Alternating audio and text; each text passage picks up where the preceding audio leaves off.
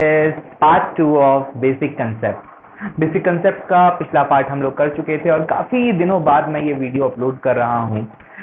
कुछ बातें आपके साथ डिस्कस करना चाहता हूँ कि थियोरेटिकल क्लास ऑलमोस्ट मैं अभी यहीं रोक रहा हूँ, उसके बाद मैं बाकी थियोरेटिकल क्लास बाद में आगे चल के कराऊंगा। To make your topic interesting मैं प्रैक्टिकल क्लासेस भी शुरू कर रहा हूँ। तो अभी आप लोग आज की क्लास एक थियोरेटिकल करते हैं, नेक्स्ट क्लास से हम लोग प्रैक्टिकल करना शुरू कर देंगे। तो आइए स्टार्ट करते हैं और कंटिन्यू करते हैं पार्ट 2 से। Part 2 of basic concept, basic accounting terms. Basic accounting terms में नेक्स्ट जो आइटम हमारे पास आ रहा है वो है profit. Sorry, not profit, the next item is income. तो इनकम क्या होती है? What is income? इनकम का मतलब है कि आपको कितने रुपए का फायदा हुआ है। अगर आप एक सामान को बेच रहे हो, उस पर रेवेन्यू आपको हो रहा है 50,000 का और उसको खरीदे थे आप, एक्सपेंसेस उसके ऊपर में हुई हैं, मान लेते हैं 30,000 रुपीज, तो आपको 20,000 रुपए का इनकम हो रहा है। तो इनकम काफी सिंपल सा टर्म है ना। इनकम का मतलब है कि excess of revenue over the cost और over the expenses of a item. तो ये सिंपल सा लॉजिक था इनकम के लिए। तो व्हाट इज प्रॉफिट? प्रॉफिट भी सिमिलर टर्म है, बट प्रॉफिट जो है ना ओवरऑल के लिए निकाला जाता है। इनकम एक पर्टिकुलर एक्सपेंस और एक पर्टिकुलर आइटम के लिए निकाला जाता है कि इस आइटम में मुझे इतने रुपए का इनकम हुआ। और प्रॉफिट जो है वो आपका निकलता है total revenue minus total expense. Business ने टोटल कमाई करी 5 लाख रुपए की और इस 5 लाख को कमाने में उसके टोटल खर्चे आए, मान लीजिए 3.5 लाख, 3,50,000 रुपीज, तो उसको 1,50,000 का प्रॉफिट हुआ है। Got it? नेक्स्ट टर्म है गेन। गेन कहां पे आता है? गेन भी सिमिलर टर्म है कि आपको अगर कुछ ज्यादा कमाई हो रही है उसे गेन कहते हैं, बस फर्क यह है गेन होता है on sale of fixed assets. अगर आप कोई एसेट बिक्री कर रहे हो अदर देन गुड्स तो उसमें आपको गेन होता है। अगर मैं शर्ट की दुकान है मेरी और मैं शर्ट बेच के पैसा कमा रहा हूं तो वो प्रॉफिट है। लेकिन अगर मैं अपने दुकान में, मेरी एक अलमारी रखी हुई थी जिसमें मैं शर्ट रखता था सजाने के लिए, वो अलमारी बेच के अगर मैं पैसे कमा रहा हूं तो उससे हम लोग गेन कहते हैं। एग्जाम्पल के तौर पे मैंने एक अलमारी ली थी 30,000 की और जिसका करंट वैल्यू था 25,000 रुपए, गिर के उसका वैल्यू 25,000 हो गया था और इस मशीन को मैंने 35,000 में सेल कर दिया। सेल किया 35,000 में, तो मुझे 10,000 रुपीज का गेन हुआ है, क्योंकि मैं इस चीज पे बिजनेस नहीं कर रहा था, ये मेरे पास एक एसेट पड़ा हुआ था, तो इसमें जो मेरी कमाई होगी उसे हम गेन कहते हैं। Got it? डिफरेंस समझ में आया रेवेन्यू, प्रॉफिट और गेन का। नेक्स्ट आइटम आता है हमारे पास लॉस। एकदम सिंपल सी चीज है भाई। लॉस क्या होता है? अगर आपका रेवेन्यू जो है, जो आपकी कमाई हुई है बेच के, वो अगर कम है उसके कॉस्ट से, तो जो कम पार्ट है उसे हम लॉस कहते हैं। मान लीजिए कि आप 50,000 रुपए के सामान को 40,000 में बेच रहे हो, तो आपको इसमें जो है 10,000 रुपए का लॉस हो रहा है। लॉस सबके लिए सेम टर्म यूज होता है, चाहे वो गुड्स हो चाहे वो आपका एसेट हो। लेकिन प्रॉफिट में देखिए अलग चीज आ गई। गुड्स के लिए प्रॉफिट टर्म यूज हो रहा है, लेकिन एसेट के लिए गेन टर्म यूज हो रहा है। हालांकि प्रॉफिट में दोनों चीजें इंक्लूडेड होती हैं, गेन और इनकम दोनों इंक्लूडेड होता है। इनकम बेसिकली गुड्स पे होता है, गेन बेसिकली फिक्स्ड एसेट पे या एसेट पे होता है। दोनों को मिला के प्रॉफिट होता है। समझ में आ गई आप लोगों को बात कि क्या प्रॉफिट है, क्या इनकम है और क्या गेन है? तो आइए नेक्स्ट आइटम की तरफ हम मूव करते हैं। नेक्स्ट आइटम है हमारा परचेजेस। परचेजेस क्या होता है? देखो जी, अगर आप गुड्स परचेज करते हो, गुड्स का मतलब होता है जिस चीज पे आप कारोबार कर रहे हो। अगर मैं फर्नीचर का बिजनेस करता हूं तो जो फर्नीचर मैं बेचने के लिए लाता हूं वो मेरा गुड्स है। अगर मैं शर्ट का कारोबार करता हूं तो जो मैं शर्ट खरीद के लाता हूं वो मेरा गुड्स है। तो ये शर्ट जब मैं खरीदूंगा तो उसको बोलते हैं परचेजेस। सिर्फ शर्ट के लिए वर्ड यूज होता है परचेजेस। हर चीज को खरीदने को परचेजेस नहीं कहते हैं अकाउंट में, सिर्फ जिस चीज पे मैं बिजनेस कर रहा हूं उस चीज को खरीदने को परचेजेस कहते हैं, और इस चीज को बेचने को सेल्स कहते हैं। समझ में आई बात? गुड्स को खरीदने को परचेजेस, सेल्स को गुड्स को बेचने को सेल्स। अगर परचेज्ड गुड्स आप रिटर्न कर रहे हो, आपने गुड्स मंगवाया अपने क्रेडिटर से और आपको पसंद नहीं आया वो गुड, तो आप क्या करोगे? उस गुड को रिटर्न करोगे, तो उसे कहा जाता है परचेजेस रिटर्न। Purchases return. उसी तरीके से आपने किसी को गुड बेचा है, उसे गुड पसंद नहीं आया, उसने आपको गुड वापस कर दिए, उसे क्या कहेंगे? Sales return. तो गुड खरीदने को परचेजेस, गुड बेचने को सेल्स, गुड परचेज, गुड को वापस करने को परचेजेस रिटर्न, और गुड सोल्ड हुआ गुड अगर वापस आ जाए तो सेल्स रिटर्न। ये 4 वर्ड्स आप याद रखोगे। गुड्स के लिए ही यूज होता है, हर चीज के लिए नहीं। अगर मैं मान लो ये वॉच का बिजनेस करता हूं, तो अगर मैं वॉचेस खरीद रहा हूं बेचने के लिए तो उसे कहा जाएगा परचेजेस। लेकिन अगर मैं वॉचेस को रखने के लिए एक अलमारी खरीद रहा हूं तो उसे कहा जाएगा अलमारी या शोकेस। जो भी चीज मैं खरीद रहा हूं उसको रखने के लिए उसे वही कहा जाएगा। लेकिन जब मैं घड़ी बेचने के लिए खरीदूंगा तो उसे परचेजेस।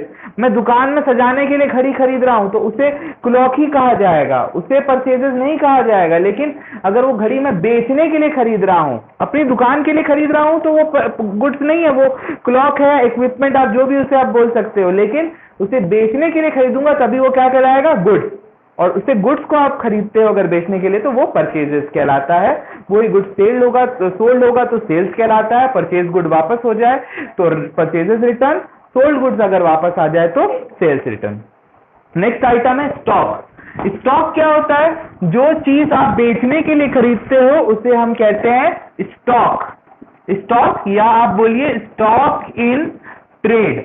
आप जिस सामान को बेचने के लिए खरीदते हो, यानी कि जिस चीज पे आप कारोबार करते हो, जैसे थोड़ी देर मैंने पहले बताया घड़ी जो है आपके लिए स्टॉक है। समझ में आई बात? स्टॉक क्या होता है? नेक्स्ट आता है आइटम इन्वेंट्री। इन्वेंट्री क्या है? इन्वेंट्री थोड़ा बड़ा कंसेप्ट है। इन्वेंट्री में 4 चीजें आती हैं। 4 चीजें क्या है? देखो, बना बनाया गुड खरीद रहे हो तो उसे क्या कहते हैं? स्टॉक। लेकिन अगर आप इन्वेंट्री बोलोगे तो इन्वेंट्री में 4 चीजें आती हैं। Raw material. रॉ मटेरियल का मतलब होता है कच्चा सामान। जैसे अगर मैं कोई चीज प्रोड्यूस करता हूं, मैं जो हूं घड़ी प्रोड्यूस करता हूं, तो घड़ी का रबर, उसके ग्लास वगैरह ये सब जो है रॉ मटेरियल है। उसके बाद आता है work in progress. Work in progress का मतलब है वो सामान जो आधा बना हुआ है। साल के एंड में मेरे पास कुछ सामान ऐसे भी होंगे जो आधे बने हुए होंगे, आधी घड़ी होगी मेरे पास बनी हुई, उसे हम क्या कहते हैं? Work in progress. समझ में आई बात? उसके बाद ये सामान जब बन जाता है तो उसे कहते हैं फिनिश्ड गुड्स। समझ में आ रही है बात? तो अगर मैं बनाने का मैं मैन्युफैक्चरर हूं अगर, तो उसमें रॉ मटेरियल भी होगा, वर्क इन प्रोग्रेस भी होगा, फिनिश गुड्स भी होगा। वहीं पे अगर मैं बना बनाया गुड खरीदता हूं तो उसे कहते हैं स्टॉक इन ट्रेड। तो ये चारों चीजों को मिला के बनता है इन्वेंट्री। तो इन्वेंट्री बड़ा कंसेप्ट है। इन्वेंट्री में 4 चीजें आती हैं, raw material, work in progress, finished goods और स्टॉक इन ट्रेड। होपफुली समझ में आ गया होगा आप लोग को। आगे नेक्स्ट आइटम है क्लोजिंग इन्वेंट्री और ओपनिंग इन्वेंट्री। ईयर के एंड में जो आपके पास इन्वेंट्री होती है उसे हम ओपनिंग इन्वेंट्री कहते हैं। साल खत्म होने के बाद जो आखिरी दिन आपके पास जो इन्वेंट्री बचती है उसे हम क्लोजिंग इन्वेंट्री कहते हैं। तो समझ में आया आप लोगों को क्या चक्कर है इन्वेंट्री और स्टॉक में फर्क? नेक्स्ट आता है हमारे पास ट्रेड रिसीवेबल और ट्रेड पेएबल। ट्रेड का मतलब होता है बिजनेस। ट्रेड का मतलब होता है बिजनेस। तो बिजनेस के कुछ होते हैं रिसीवेबल्स और कुछ होते हैं पेएबल्स। सिंपल नाम से ही समझ में आ रहा है ना, जिनसे पैसा मिलना है उसे क्या कहेंगे? Trade receivable. जिनको पैसा देना है उसे क्या कहेंगे? Trade payable. आपके बिजनेस के होते हैं ये दोनों। ट्रेड रिसीवेबल में 2 लोग आते हैं। पहला होता है डेटर्स। देखो वर्ड क्या है? डेटर्स। कुछ बच्चे इसे डेबिटर्स पढ़ते हैं, वो गलत पढ़ते हैं। इसका प्रोनाउंसिएशन है डेटर्स। जैसे डाउट में बी साइलेंट होता है ना, वैसे ही डेटर्स में बी साइलेंट होता है। कभी भी अपनी लाइफ में इस वर्ड को गलत मत बोलना। इस वर्ड को क्या बोलोगे? डेटर्स। डेटर्स और दूसरा आता है बिल्स रिसीवेबल। सर ये क्या होते हैं डेटर्स और बिल्स रिसीवेबल? डेटर्स का मतलब वो इंसान जिससे आपको पैसा मिलना है, उसे हम डेटर्स कहते हैं। मान लीजिए मैंने सोनू को गुड्स बिक्री करे 10,000 में, सोनू बोला सर मैं आपको बाद में पैसे दूंगा, तो सोनू मेरा डेटर्स हुआ। उसी तरीके से बिल रिसीवेबल क्या होता है? बिल रिसीवेबल एक डॉक्यूमेंट होता है जिसमें लिखा होता है कि वो शख्स मुझे पैसा देगा। ये इसके बारे में डिटेल स्टडी बाद में होगी हमारी, बस आप ये समझ लीजिए डेटर्स अपनी गारंटी देने के लिए एक कागज देता है, उस कागज को हम बिल रिसीवेबल कहते हैं। समझ में आया आपको बात? नेक्स्ट होता है ट्रेड पेएबल। ट्रेड पेएबल क्या होता है? एक बात मैं गलती बोल दिया, ये बिल रिसीवेबल बनाने वाले हम ही होते हैं, हम डेटर से उसमें साइन करवा लेते हैं। बनाने वाले हम खुद ही होते हैं, हम खाली उससे साइन करवा लेते हैं, ठीक है, कि वो हमें पैसा देगा। जिसे पैसा मिलना होता है वो बिल बनाता है, और जो पैसा देने का होता है वो सिर्फ उसमें साइन कर देता है, हाँ जी मैं दूंगा पैसे आपको। ट्रेड पेएबल में दो चीज आती हैं, एक होता है क्रेडिटर, दूसरा होता है बिल्स पेएबल। तो देखिए बिल क्रेडिटर्स और बिल्स पेएबल कौन है? जिस शख्स को पैसे देने हैं वो क्रेडिटर, और अगर मतलब कि अगर हम साइन करके दे रहे हैं किसी बिल्स पे तो वो हो जाएगा बिल्स पेएबल। तो क्रेडिटर और बिल्स पेएबल वो शख्स या वो चीज होती है जिसे पैसा देना होता है। समझ में आई बात?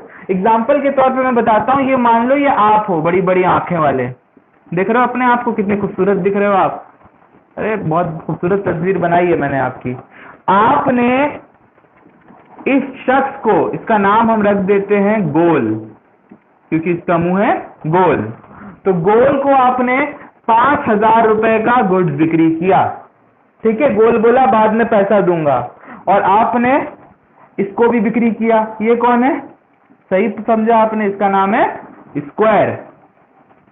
स्क्वायर को आपने बेचा नहीं, स्क्वायर ने आपको बेचा था, ठीक है। आपने स्क्वायर को कहा मैं तुम्हें बाद में पैसा दूंगा। तो अब चक्कर क्या है, ये आप हो यू, मैं क्यों बनूं, तुम हो ये यू। तो आपने गोल को गुड्स बेचा, गोल ने कहा कि भाई मैं आपको बाद में पैसा दूंगा, और स्क्वायर ने आपको बेचा था, यानी आपने स्क्वायर से परचेज किया था गुड्स, मान लीजिए 4,000 रुपए का। तो इसमें क्या होगा, गोल जो है आपका क्रेडिटर है, सॉरी आपका डेटर है, गोल आपका डेटर है, क्योंकि आपको गोल से पैसे मिलने हैं। वहीं पे आपके लिए स्क्वायर क्या है? क्रेडिटर है। समझ में आई बात? वहीं पे स्क्वायर के लिए आप क्या हो? डेटर हो, और गोल के लिए आप क्या हो? क्रेडिटर हो। समझ में आया डेटर क्रेडिटर का कंसेप्ट क्या है? डेटर वो शख्स होता है जो आपको पैसे देगा, क्रेडिटर वो शख्स होता है जिसे आप पैसे दोगे। सिंपल सा फंडा है ना डेटर क्रेडिटर। ये कंसेप्ट को भूलना मत, आगे बहुत काम आने वाला है ये कंसेप्ट, ठीक है। आगे बढ़ते हैं हम लोग नेक्स्ट टॉपिक के तरफ में। नेक्स्ट हमारा जो आ रहा है वर्ड वो है, क्या है भाई? गुड्स। गुड्स तो मैंने आप लोग को थोड़ी देर पहले ही बताया था, जिस चीज से आप कारोबार करते हो उस चीज को हम गुड्स कहते हैं। कॉस्ट, कोई चीज को खरीदने की जो कीमत होती है उसे कॉस्ट कहते हैं। मतलब कि अगर आप एक सामान 10 रुपए में खरीद रहे हो तो 10 रुपए उसकी कॉस्ट है, सिंपल सी बात है। वाउचर क्या होता है? Voucher is a document which provides the authorisation to pay and on the basis of which the business transactions are first of all recorded in the books of accounts. A separate voucher is prepared for each transaction. जब भी कोई transaction होती है तो आप एक voucher बनाते हो, वो वाउचर को देख के जर्नल एंट्री पास होती है। समझ में आ रही है बात? वाउचर मतलब एक रफ हैंड में स्टार्टिंग में जो चीज को लिखा जाता है, भाई जैसे मैंने गुड्स बिक्री करा, मैं वाउचर बना दूंगा कि इतने रुपए का मैंने गुड्स बिक्री किया। वो वाउचर देख के जर्नल एंट्री उसकी ट्रांजैक्शन की जाती है। Voucher are prepared by accountant and each voucher is numbered and consigned by an authorised person of the firm. जब भी कोई ट्रांजैक्शन होती है उसे एक वाउचर में लिखा जाता है, वाउचर से उसे रिकॉर्डिंग करा जाता है बुक्स ऑफ अकाउंट्स में। नेक्स्ट आता है डिस्काउंट। अगर आप कोई सामान कम दाम में बेच रहे हो, 100 का सामान अगर आप 90 में बेच रहे हो तो 10 रुपए क्या है? डिस्काउंट। एक डिस्काउंट दो तरह के होते हैं, एक डिस्काउंट होता है ट्रेड डिस्काउंट, एक होता है कैश डिस्काउंट। आइए इसको भी डिस्कस कर लेते हैं। डिस्काउंट दो तरह के जो हमारे होते हैं, फटाफट हम लोग डिस्काउंट को देख लेते हैं। डिस्काउंट क्या होता है? डिस्काउंट, डिस्काउंट मतलब समझ में आ गया है ना? अगर आप 100 का सामान 90 में दे रहे हो तो 10 रुपए डिस्काउंट है। डिस्काउंट दो तरह का होता है, एक होता है ट्रेड डिस्काउंट और एक होता है कैश डिस्काउंट। है ये दो तरह के डिस्काउंट होते हैं जी, दो तरह के डिस्काउंट होते हैं। ट्रेड डिस्काउंट वो होता है जो बिजनेस बोलता है भाई सबके लिए है। 100 रुपए का सामान में 25% डिस्काउंट है, मतलब आपको 100 रुपए के सामान में 75 रुपीज देने पड़ेंगे क्योंकि 25% उसमें डिस्काउंट है। तो ये सबके लिए होता है। तो कैश डिस्काउंट सर किसके लिए होता है? देखो बिजनेस में ना जनरली क्रेडिट में ट्रांजैक्शन होता है ना जी सर, हम तो जब भी बाजार जाते हैं तो हम नगद कैश देते हैं, वो कैश में हमें सामान देता है। तो जब बिजनेस की बात हो रही है ना तो बड़े बिजनेस की बात होती है, B2B, business to business. Usually accounting business to business में होती है। होलसेलर रिटेलर को बेच रहा है, डिस्ट्रीब्यूटर होलसेलर को बेच रहा है, ये आम तौर पे क्रेडिट पे किया जाता है, उधार में।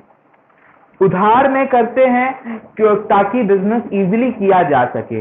लेकिन कभी कभी बिजनेसमैन को डर रहता है कि उसका पैसा मिलेगा नहीं मिलेगा उधार देने वाले को, तो वो बोलता है कि भाई अगर आप नगद दोगे, अभी के अभी पैसा दोगे तो हम आपको एक्स्ट्रा डिस्काउंट देंगे। उस एक्स्ट्रा डिस्काउंट को क्या कहते हैं?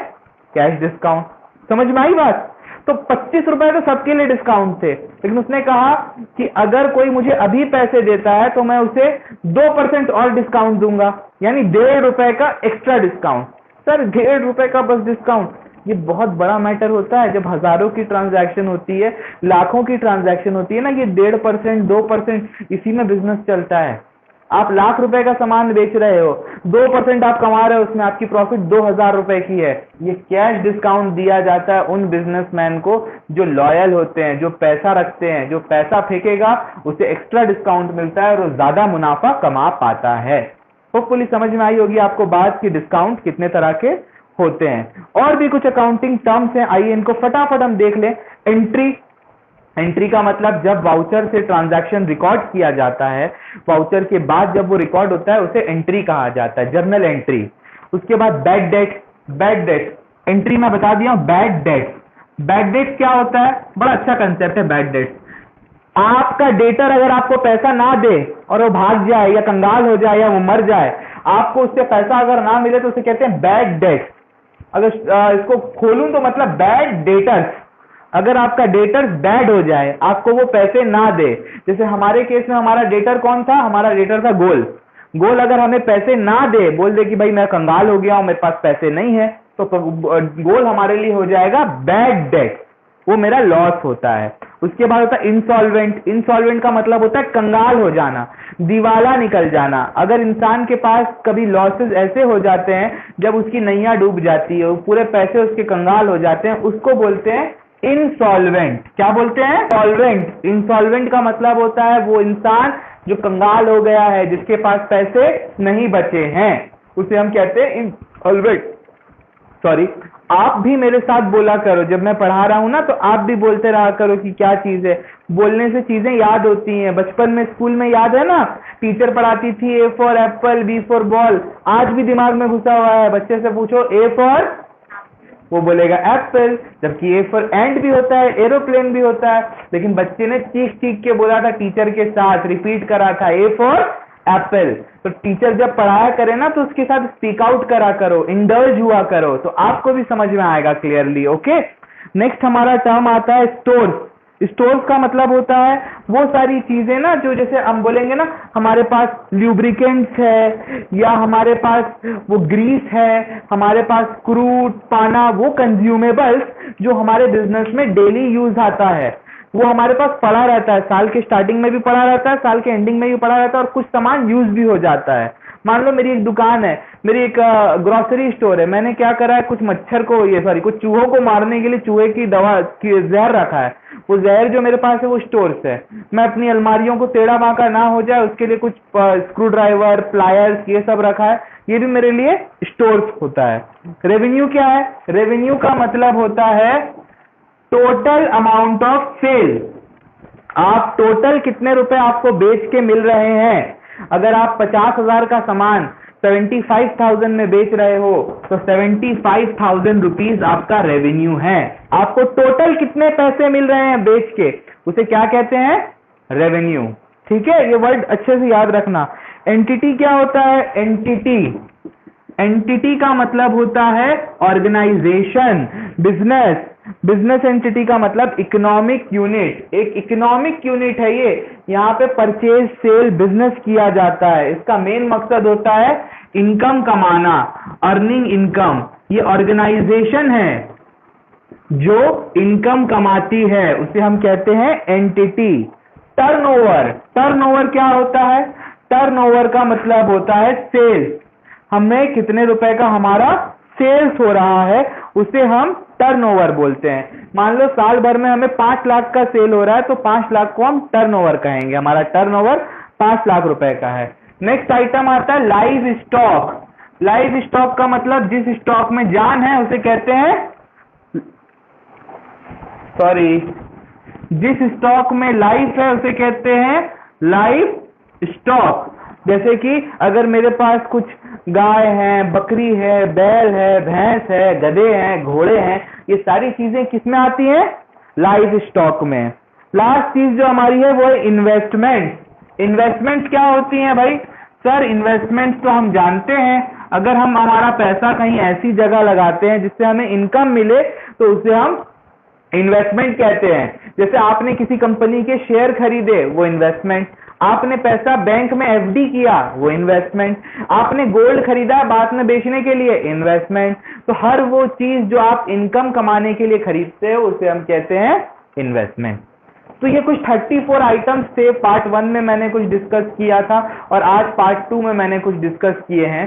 कोई आइटम अगर आपको समझ में नहीं आया होगा तो मुझे बोलिएगा, मैं बुक का पीडीएफ भी आपको सेंड कर दूंगा, आराम से आप उसे देखें और समझें। कॉल में मैं हमेशा अवेलेबल हूँ, व्हाट्सएप में अवेलेबल हूँ, डाउट्स हो तो पूछा करें। नेक्स्ट क्लास से हम प्रैक्टिकल शुरू करेंगे। बुक्स अगर आपके पास नहीं है तो आप ये बुक ट्राई कर सकते हो अपने किसी सीनियर से खरीदने के लिए। अकाउंटिंग क्लास 11 BK गोयल की बुक है ये आपको मिल जाए तो बहुत अच्छा है, वरना आपकी मर्जी, आप जो भी बुक खरीद सकते हो। किसी सीनियर से अगर आप ले लो सेकेंड हैंड तो मैं सजेस्ट करूंगा वो बेटर होगा। आज की क्लास में यही एंड करता हूं। Thank you very much, have a nice day, stay safe, stay at home, bye bye.